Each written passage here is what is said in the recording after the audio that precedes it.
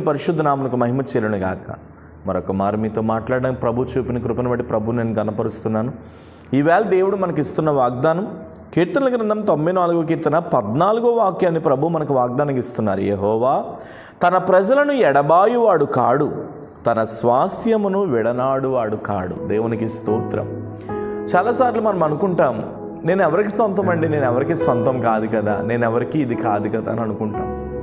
మనుషులు ఎవరు కూడా మనుషుల్ని సొంతం అని ఎప్పుడు అనుకుంటారో తెలుసా? అవసరం ఉన్నంత వరకే సొంతం. వీడు నాకు సొంతం, వాడు నాకు సొంతం అంటారు.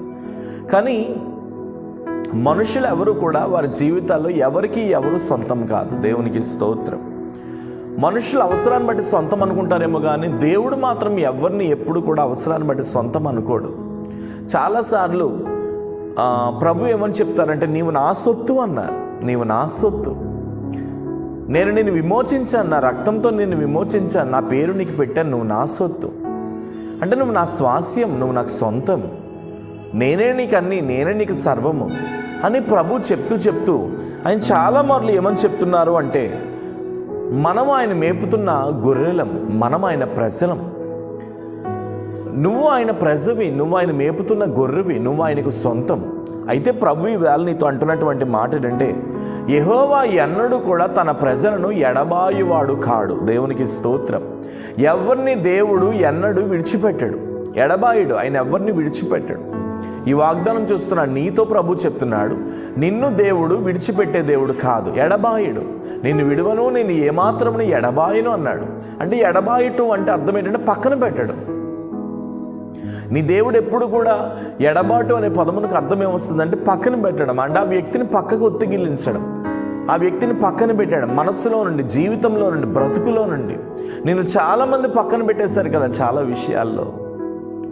ఏం బిడ్డ, చాలామంది నీ జీవితంలో చాలామంది నేను పక్కన పెట్టేశారు. పక్కన పెట్టిన వాళ్ళందరూ కూడా కొన్నిసార్లు కొంతమంది ఏంటంటే ఫోన్ నెంబర్స్ బ్లాక్లో పెట్టేస్తారు కదా. ఒకసారి మనకు అనిపిస్తూ ఉంటుంది, ఈ వ్యక్తి నన్ను పక్కన పెట్టేశాడు. నీకు నచ్చని వ్యక్తులు నీకు ఉన్నప్పుడు కూడా నువ్వు కూడా ఏం చేస్తావంటే పక్కన పెట్టేస్తావు, బ్లాక్లో పెట్టేస్తావు వారిని. కానీ ఒక విషయం మీకు తెలుసా? మనుషులు బ్లాక్ చేసినా, మనుషులు పక్కన పెట్టేసినా, మనుషులు ఎడబాటు చేసినా, నువ్వు ఎలాంటి తప్పిదములు చేసినా, నువ్వు ఎలాంటి పొరపాట్లు చేసినా, నువ్వు ఎలాంటి స్థితిలో ఉన్నా, దేవుడు మాత్రం నిన్నెన్నడూ కూడా ఎడబాసే దేవుడు కాదు. Praise the lord. ఎన్నడూ ఎడబాయుడు.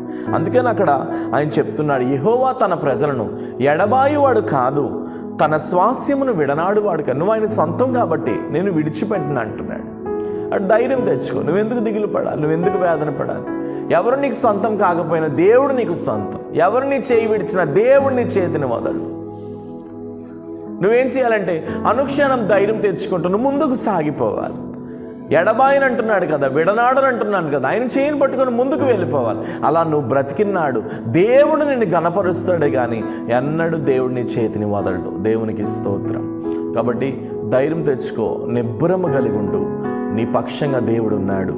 కాబట్టి వాగ్దానం చూస్తున్న నీవు, నా దేవుడు విడిచిపెట్టేవాడు కాదు, నా దేవుడు ఎడబాయేవాడు కాదు అనే మనస్సు నువ్వు ఎప్పుడు ధరించుకొని బ్రతకాలి.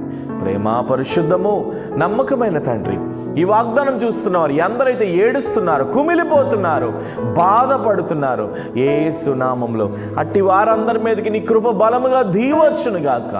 ఎవరిని నువ్వు ఎడబాయొద్దయ్యా, ఎవరిని నువ్వు త్రోసివేయొద్దయ్యా, ఎవరిని నువ్వు చేయి విడిచిపెట్టొద్దు ప్రభువా.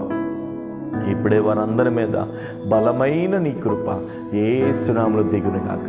తగిన శక్తితో నింపమని, బలపరచమని, స్థిరపరచమని, సంపూర్ణమైన విడుదల దయచేయమని, మీరే ఆశీర్వదించి అనేకులకు దీవెనకరంగా మార్చమని, రోగులుంటే స్వస్థపరచండి, దెయ్యములు పట్టిన వారు ఉంటే విడుదల దయచేయండి, తగిన మహిమతో నింపమని ప్రార్థిస్తూ యేసు నామమున అడుగుచున్నాను తండ్రి, ఆమేన్.